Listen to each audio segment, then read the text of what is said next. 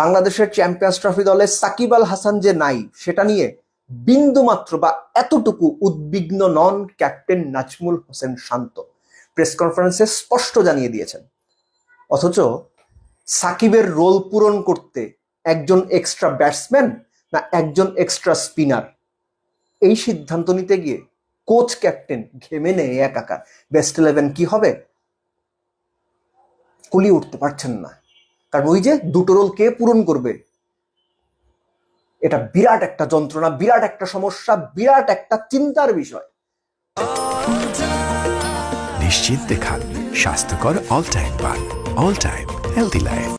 আপনি খেয়াল করে দেখেন, আপনি এই ভিডিও এখনো পর্যন্ত যারা দেখছেন, আমি ধরেই নিচ্ছি তিনি ক্রিকেটের পার ফলোয়ার, বাংলাদেশ ক্রিকেটের পার ফলোয়ার। আপনি বাংলাদেশ ক্রিকেটের পার ফলোয়ার না, র্যান্ডম একজন মানুষ যিনি ক্রিকেটটা মোটামুটি ফলো করেন বাংলাদেশে। জিজ্ঞেস করেন বেস্ট 11-এ কে কে থাকবে, উনি টপ আপনাকে বলে দেবে যে ভাই সৌম্য থাকবে, তানজিদ তামিম থাকবে, ক্যাপ্টেন তো আছেই, মিরাজ খেলবে, 4 নম্বরে মিরাজ খেলবে, মুশফিক খেলবে, রিয়াদ খেলবে। এই 6টা নাম বলার জন্য বিশেষজ্ঞ দরকার হয় না, যে কোনো সাধারণ মানুষ বলতে পারবে। উল্টা দিক থেকে চিন্তা করেন, 3 পেসার মুস্তাফিজ তাসকিন, 3rd পেসারকে প্রেস কনফারেন্সে ভারতীয় সাংবাদিকদের প্রশ্নের একটা বড় অংশ ছিল নাহিদ রানাকে নিয়ে।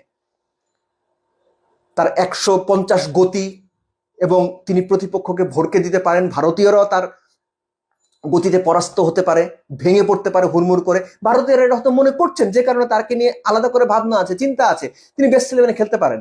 6-3-9 জন হয়ে গেল। মাঝখানের যে দুটো জায়গা, নাম্বার 7 ব্যাটিং স্পট এবং এক্সট্রা একজন বোলার, কাকে কাকে খেলাবেন? দুজন স্পিনার খেলাবেন না একজন এক্সট্রা ব্যাটসম্যান নেবেন? স্পিনার যদি খেলান একজন, কাকে খেলাবেন? রিশাদ এই মুহূর্তে বাংলাদেশের বেস্ট স্পিনার, তাকে আপনি ড্রপ করার সাহস দেখাবেন? আমার মনে হয় অসম্ভব, এটা হবে না। ভারতের ব্যাটিং লাইন আপে টপ 7-এ গোটা 5 বা ডানহাতি হইতেই পারে, তাহলে তো নাসুমের দরকার। তখন তাহলে ব্যাটসম্যান এদিকে কম হয়ে যায়, জাকিরকে বাদ দেবেন? জাকিরকে যদি নেন একজন বোলার কম পড়ে যায়। বোলার একজন কম পড়ে কেন আমি বলছি?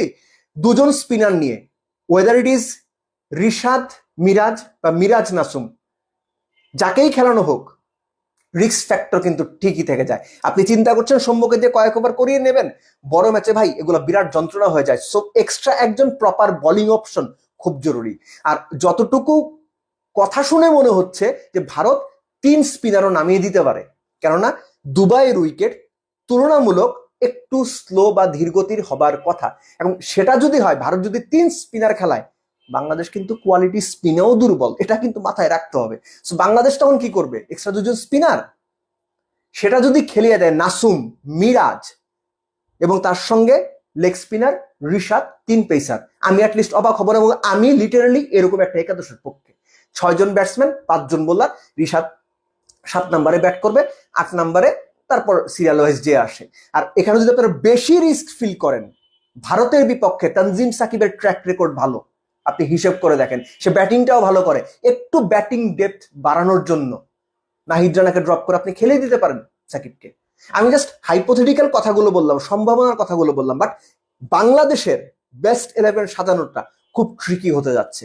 ভারত জানে তারা কি করবে, তারা একদম ডেড শিওর যে ভাই আমরা এই করব। তবে বাংলাদেশের জন্য ব্যাপারটা অত সোজা না।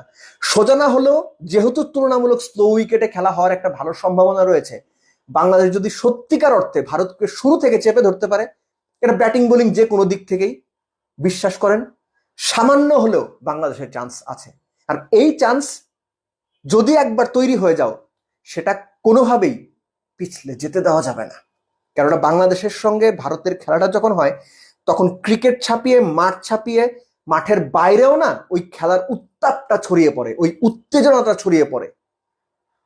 সো ভারত বাংলাদেশ ম্যাচে এবারও ঠিক ওরকম কিছুই হতে যাচ্ছে, এবং প্লেয়ারদেরও ওই ব্যাপারটা ভেতরে ধারণ করতে হবে যে এটাই দেখিয়ে দেওয়ার সময়, এটাই দেখিয়ে দেওয়ার মঞ্চ, এটাই দেখিয়ে দেওয়ার সুযোগটা নিতে হবে টিম টাইগার্স।